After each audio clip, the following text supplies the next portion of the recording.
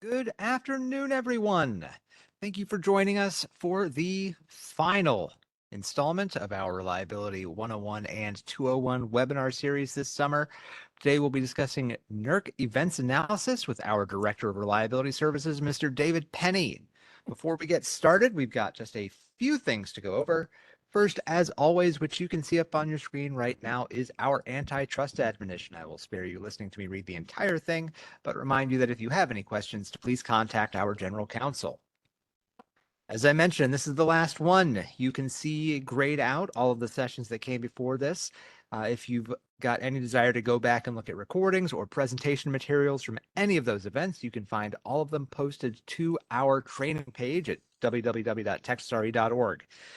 As you can see on this calendar, we still have more events to come even after the 101s. We've got 2 talks with Texas RE. The first one is going to be tomorrow, and that's going to be on EPA regulations for the power sector with a guest speaker. And then on Thursday at 10 a.m., which is a departure from our usual timing scheme, we're going to have a speaker as part of our supply chain series, and that one is not going to be recorded. So it's going to be early and it's not going to be recorded. So we do strongly encourage folks to attend that one and take diligent notes. After that, we've got a few more talks with Texas RE before we get to our other big event of the summer, which is our Cyber and Physical Security Workshop on August 28th. That is going to be a hybrid event, both in person and online, and the in-person space is obviously limited. If anyone's been to our conference center, they know there's a limited number of seats. So we do encourage folks to get signed up for that as early as they can to make sure they get a spot. But you know what isn't limited is the outreach going on throughout the ERO. While we're doing all these great things, NERC is still hosting their GADS wind and solar template and application training on June 27th. MRO will be hosting their regional summer assessment webinar. On July 16th through the 18th, CERC will be hosting their physical security workshop. And then on August 13th through the 15th, WEC will be hosting their power systems security conference. But back to the present, as I mentioned to those of you who got here early, we will be using Slido for questions and answers. So if you have any questions, the place to put them is slido.com using the code TXRE, or you can skip that and just use the QR code in the lower right-hand corner of your screen. And while you are getting signed into Slido, I will turn it over to our presenter, Mr. David Penny. Thank you, Thad. Let me do a mic check and make sure you can hear me okay. Loud and clear. All right, sounds good. As Thad mentioned, if you want to go to the next slide, Thad, as Thad mentioned, this is the last of our Reliability 101, 201 series. So I feel like we're saving the best for last because we get to talk today about one of the major NERC programs, which is event analysis. It's one of the fun things that we get to do because it's not in the compliance umbrella. And we can definitely learn a lot from the processes that we go through event analysis. Rough outline of the agenda today, we're going to talk about the event analysis process and some of the major deliverables that we get out of that program, such as root and contributing cause analysis, which we accomplished through the cause coding program.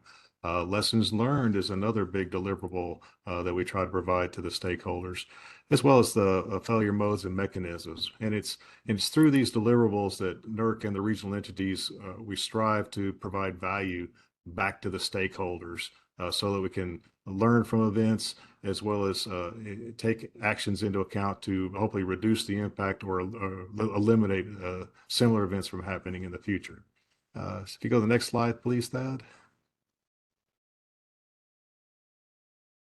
So just to kind of a recap from the previous Reliability Services 101 session, the Reliability Services team here at Texas RE is responsible for almost all the activities in the non-compliance umbrella of NERC, that being what we call RAPA, Reliability Assessments and Performance Analysis.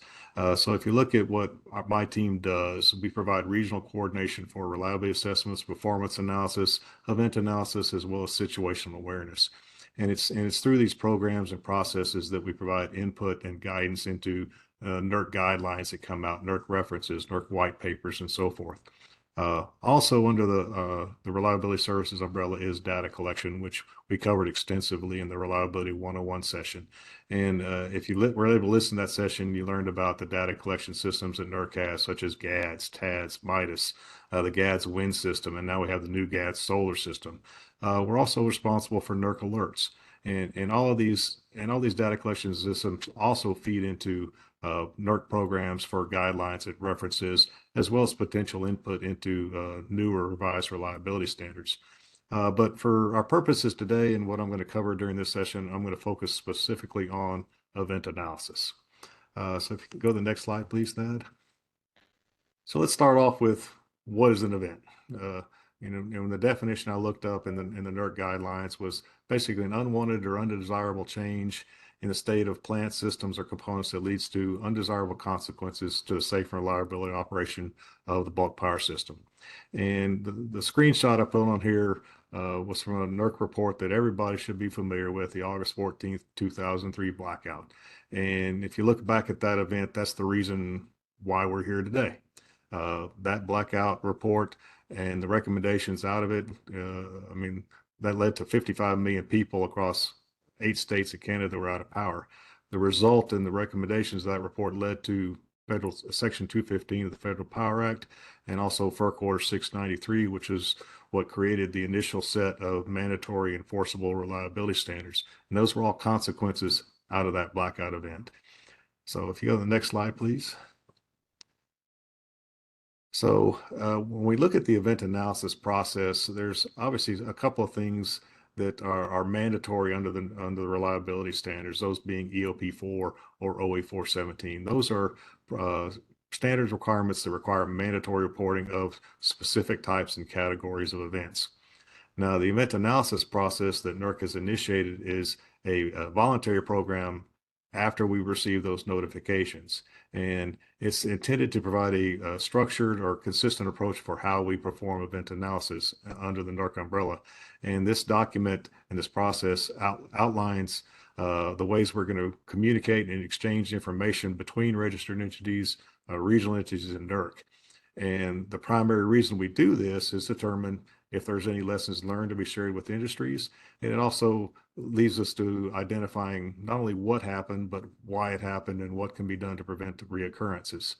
When we look at the sequence of events during the event, we're basically identifying what happened and answering that question.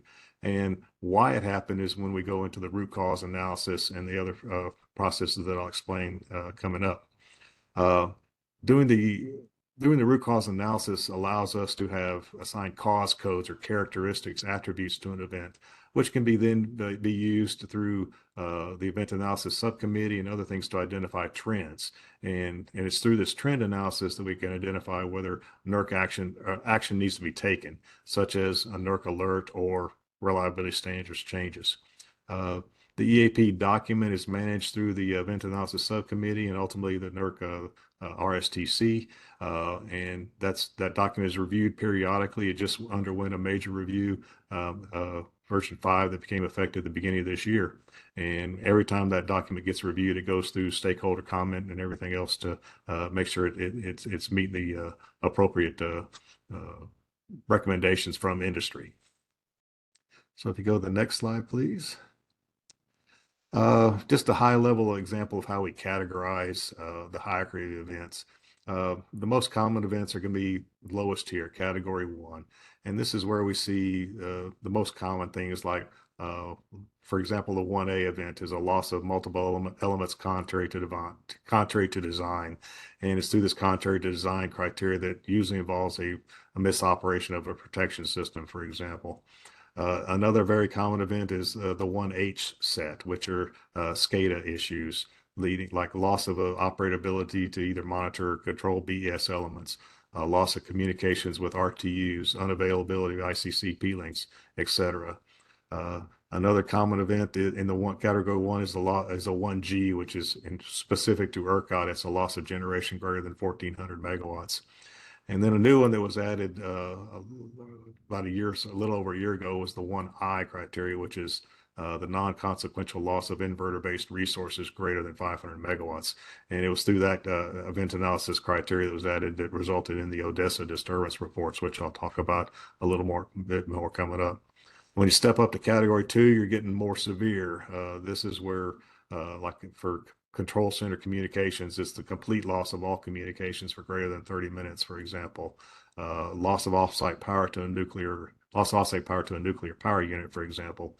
Voltage deviations for greater than 15 minutes, or IROL exceedances greater than 30 minutes.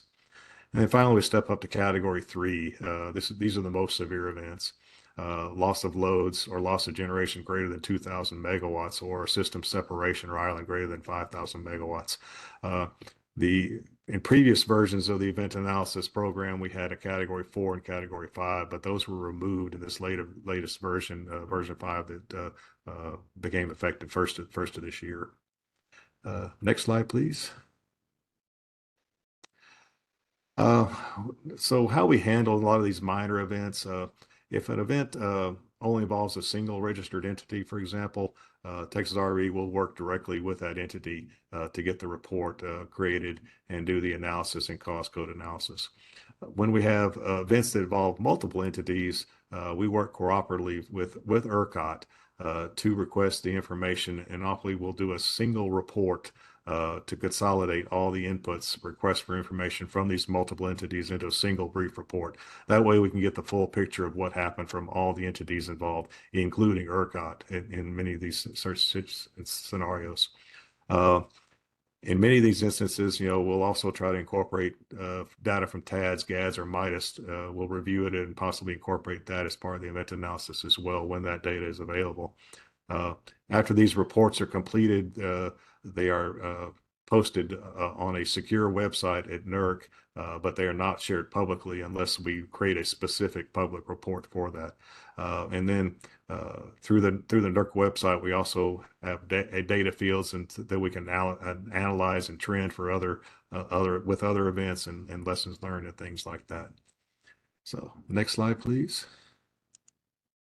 When we get to the more significant events or unusual events, we'll work directly with NERC or ERCOT staff to create a more detailed disturbance report.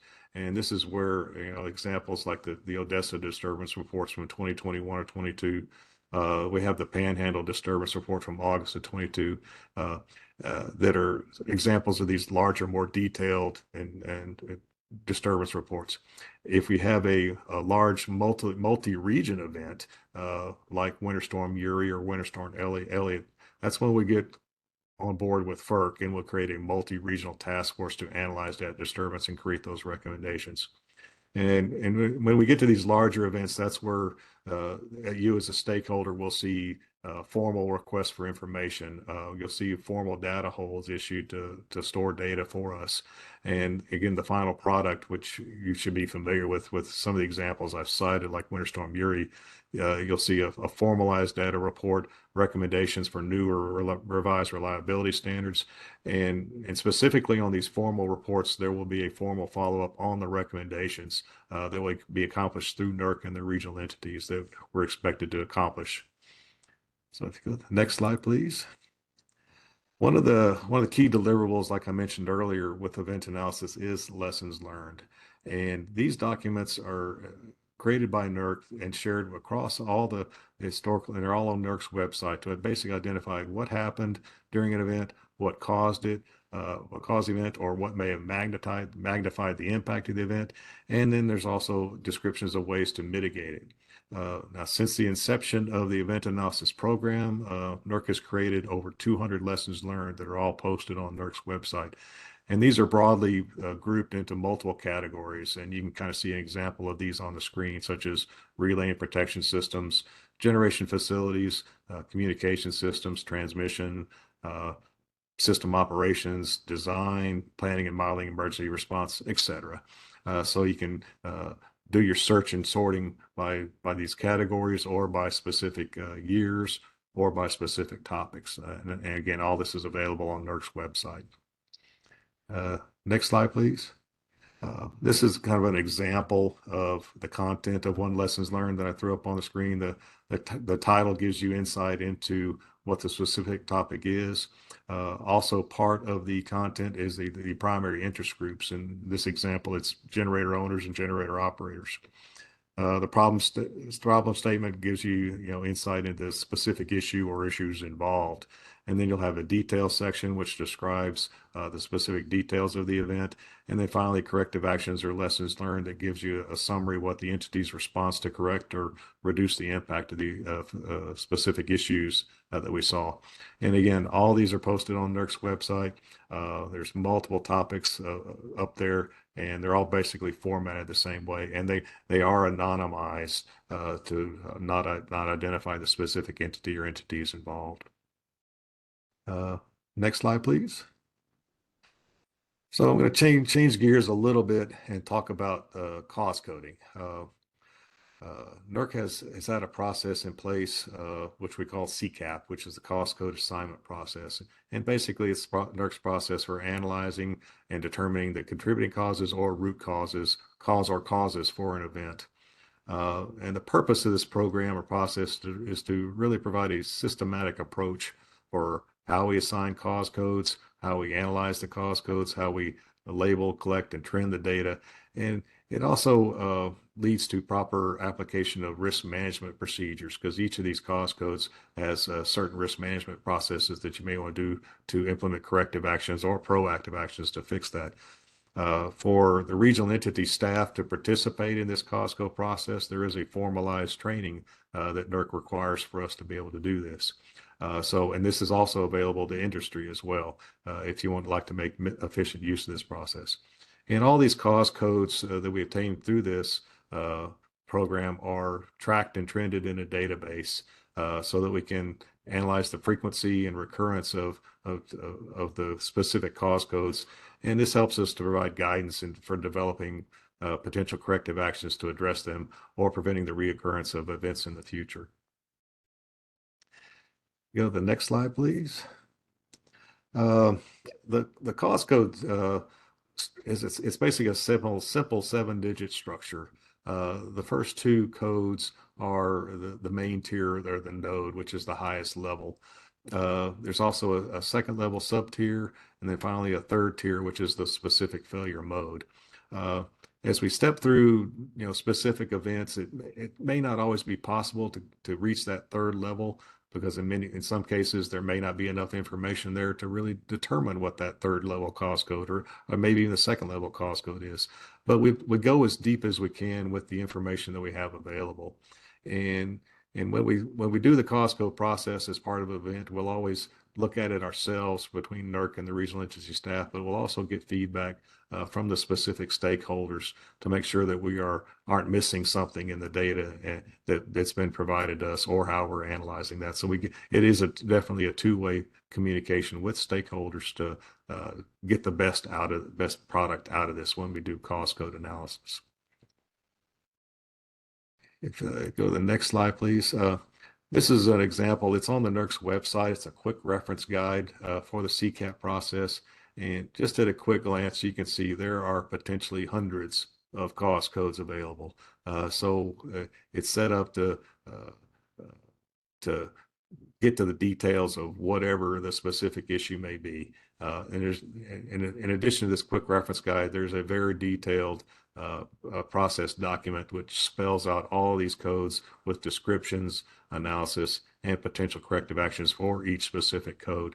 And all this is posted on NERC's website. The next slide, please. The kind of just take a step back real quick. The kind of the basis for NERC CCAP program, it originated with a DOE order 5000.3b, which is occurrence reporting and processing of that type of information. So this identifies the basic format of the NERC process that we follow for assigning these cost codes. So it's not just the fact of getting to the, the apparent cost for an event, but it also takes you those next steps to get get to the not only the contributing factors that may result in that root cause goes. And as such, the root cause analysis is central to that DOE order, and that's why NERC is chosen to follow that specific format. Go to the next slide, please. I mentioned apparent cause analysis, and this is different from what many people think of root cause analysis, because apparent cause analysis really it stops short, to be blunt, and of really determining the underlying causes or contributing causes for an event. It just looks at why the problem happened. It doesn't look at all the contributing things that have led to that. And I'll show you some examples of that earlier. So by saying this, that's why apparent cause analysis is really not an industry standard for doing disturbance reviews of major events, and it's not referenced also in the DOE guidelines, because it really does stop short of what we're doing or trying to accomplish here. Go to the next slide, please. And the next two slides are kind of examples of what I was talking about with apparent cause analysis, because when you have an event, you have an initiating action that leads to that event, and that's where the initiating action is where the apparent cause analysis usually stops. But there's always contributing factors or underlying causes that led to that initiating action. It could be flawed controls. It could be the fact that the worker was tired or lacked training. And when you look at these flawed controls or other contributing factors, they ultimately lead back to potential latent organizational weaknesses in their policies, procedures, and other things that contribute to that. And that's where you have to get into the details and really dive into the specific issues of not only what happened, but also all the underlying causes that have contributed to it. If you go to the next slide, please. And this is just another example, a way of looking at it. Many of y'all probably seen this. It's the Swiss cheese model, as I like to refer to it, because with any hazard, folks will develop certain defenses to hopefully prevent that hazard from resulting in an event. And in many cases, you may have multiple defenses stacked up, but there's always circumstances that the holes in that Swiss cheese will line up and you have an event. And again, that's just where I talk about it's important not only just not to stop at that apparent cause analysis of what happened, but also to dive through all the specific issues to really ultimately correct the systematic problem that led to that event in the first place. And there's some examples here in the Swiss cheese model. You may have incomplete or undocumented procedures. You may have experienced or untrained workers. It may be weather related. It may be late at night. Workers could be tired. There's a lot of things that can contribute to a specific event, and you really have to do that detailed analysis to understand what happened. So next slide, please. So let me step you through an example, a cause code example for a specific event. And the one I did here was fairly simple. If you look where the number 1 is, we have a lightning strike on that transmission line between station A and B. In this case, the lightning struck the line. You have the 2 circuit breakers on either end at A and B operate to clear that fault. Now up at station C, number 2, we have a protective relay that overtrips because its instantaneous ground element was set too sensitively and picked up for an out-of-zone fault. And then where number 3 is, you have another circuit breaker relay misoperation where a backup relay tripped because of incorrect wiring on a polarization input. So this is the kind of example of where what I look at, call a category 1A event in our EAP process. We have 3 or more elements contrary to design that went out of service for this specific event, and this is what leads us to the next steps, which is the cause code analysis. So if you go to the next slide, what we do when we separate the event into different pieces, we call them primary effects. Number 1 being primary effect number 1. That was the lightning strike on on circuit A to B. When we look at the cause codes related to that, the A7B1C01 means ambient or weather conditions because the lightning strike hit the line and resulted in that fault. That one's fairly simple and straightforward. When we look at primary effect number 2, which was the relay misoperation up at Station C, uh, in this case, we said the relay settings were set too sensitive. For the example I put here, the relay settings were developed by a now retired engineer. We had no way of developing or determining what the engineer's approach was to it, so we couldn't recreate his calculations on why it was set that way. So that leads us to two different cause codes, an A1B2C01 or an AZB1C02. And then finally, our primary effect number 3, which was the misoperation down at Terminal B. In this case, we found that the incorrect wiring on the polarizing input was a result of a design error. The design error in this case was not corrected or not found during the design review. And the startup testing or commissioning testing also did not catch that wiring error. So as a result of that, we have 3 different cause codes. The first one being that the design was not correct, the A1B2C03. We have an error in the independent review of that design, the A1B4C01, that did not catch the mistake. And finally, we have a commissioning error, startup testing less than adequate, being A2B3C01. So you can easily quickly see from doing just this very simple event how we had 6 different cause codes between root causes and contributing causes that led to that event or magnified the impact of that event.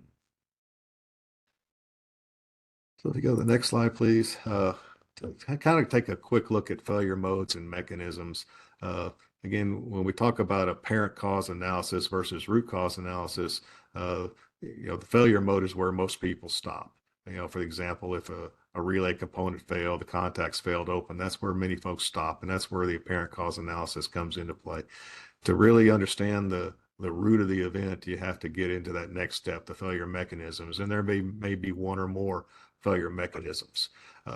When I was in the semiconductor business, we always use the term the 5 whys. That you have to ask that question, why did this happen 5 times to really get to the root cause? And the examples I give up here are fairly simple, but you can even go past this if you chose to. Looking at that second line, the relay component failed, the contacts failed open, the contacts were dirty. You can easily keep going past that. Okay, why were the contacts dirty? Because they weren't cleaned during a prior maintenance cycle, for example. Okay, why did that happen? It's because the procedures weren't adequate. You can keep diving deeper and deeper to really get to the contributing causes or underlying causes of an event. And that's the kind of analysis if you're going to do proper root cause analysis, you really have to do it and keep asking those types of questions. Go to the next slide, please. So just to, again, kind of reiterate what I was talking earlier, the failure modes, the apparent causes is usually what gets your attention, and that's where people usually stop short. You really have to get that next step down to the failure mechanisms to understand how the equipment got going on that path to failure. Because usually if it's equipment related, there's cause and effect relationships, whether it's heat, whether it's aging, whether it's excessive loads. Example, many things can contribute to those failure mechanisms, and you have to understand all of that. In most cases, the failure mechanisms are detectable, and many of them can be stopped through different maintenance programs or other processes and procedures before they cause a failure. And again, doing that type of root cause analysis will lead you to those proper corrective actions. Next slide, please. This is kind of a generic failure mode mechanism layout that we set up because with every piece of equipment, there's one or more failure modes. And with each failure mode, there's one or more failure mechanisms. And from that, you can develop a flow chart to understand the relationships between these. And if you go to the next slide, there's a more detailed one that's a product that actually NERC puts out for a surge arrestor. And this has been redacted to remove some of the manufacturer specific information. But you can see how a very simple device like a surge arrestor can have a very complicated failure mode mechanism layout of all the things that can contribute to that piece of equipment ultimately failing. And it gets can get very complicated very quick. NERC has a group that specifically looks at these types of things for different types of equipment. because some of this is manufacturer specific, you have to request this specifically from NERC to get access to it, or sign an NDA to look at specific manufacturers' notes. But this is one of the products that NERC is trying to put out to provide value back to the industry. So if you go to the next slide, please. Last couple of summary slides before we end the session today. If you look at all of the programs under the RAPA umbrella, event analysis is just one of them. I talked about reliability assessments and performance analysis, but it's all about addressing risks because all of these, I say, non-compliance activities that we do all feed into the overall NERC programs for trying to address risk analysis, monitoring, and program planning. And the data that we collect and the analysis we do ultimately feeds into the NERC compliances and standards umbrella to put standards or requirements and other things in place to reduce the impact of events or eliminate them entirely. So that's how all this stuff that we're doing ultimately feeds into the various NERC programs. If you go to the last slide, I think that's my summary slide. So this will be the last one. Again, kind of just summarize the NERC event analysis program. We put the appropriate level of effort into the size of the event. So like I said, we right size the efforts to evaluate system events. So, that's why we treat, category 1 events different from category 2 versus category 3. And I kind of explained that earlier. The lessons learned that we provide is obviously a huge benefit to the industry because it provides anonymous information sharing that we learn from events. And the failure mode and mechanism is another product of that. And the root cause analysis program is really the core of our cause code programs and efforts following the completion of events. And all of these things that we talked about today feed into, again, not only what we talked about today is event analysis, but the announcement just went out last week for NERC's data reliability report, for example.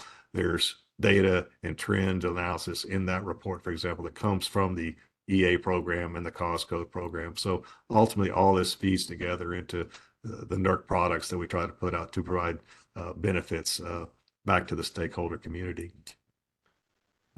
Next slide, please. There's a couple of references here for you if you want to look at the event analysis program with links. Link to the NERC website for lessons learned, the cause analysis program and cause code assignment process, as well as the DOE root cause analysis document that I mentioned. And the last slide, if you have any questions or questions for us, this is the RAPA team or folks on the RAPA team that are specifically responsible for the EA program, as well as several things on the RAPA. So you can feel free to reach out to any of us, myself, Mark, Bob, or Jagan, with any questions that you have regarding the event analysis program in general or specific events that you may have encountered. And I think that's all I have, unless there's any questions. David, outstanding as always. Folks, don't be shy. As you probably gleaned from today's presentation, David is a wealth of information, and you can ask him just about anything, and I'm sure he'll have an adequate answer for you. But David, while we're waiting for maybe some of those questions to roll in Slido, do you have any closing comments that you'd like to share with our audience today? No, I don't. Just want to, highlight I mentioned earlier some of the other things from the RAPA team in particular. Like last week, for example, we published what TRE calls our assessment of reliability performance and the regional risk assessment. That announcement went out last week. There's a wealth of information in there from TRE's perspective of the risks and the data that we collect through the TADS, GADS, and MIDAS programs, how things are trending, both positive and negative. So there's a wealth of information there. And then also last week, I mentioned the NERC data reliability report that went out last week as well. And so those two reports combined, one kind of gives you a regional look and the other one gives you a national look at the way things are trending in the reliability perspective from NERC and the regions. So definitely want to mention those and encourage you to look at them. Yes, please do and look at those. As someone who has read the whole thing, I can tell you that it is worthwhile. David, we still don't have any questions. So, folks, thank you for joining us throughout our journey through reliability, both our 101s and our 201s. And be sure to join us tomorrow at 1:30 for our next Talk with Texas RE. And then on Thursday, and I cannot stress this enough, 10 a.m. will not be recorded, our supply chain series Talk with Texas RE. Don't miss it. We hope that you have a great rest of your day.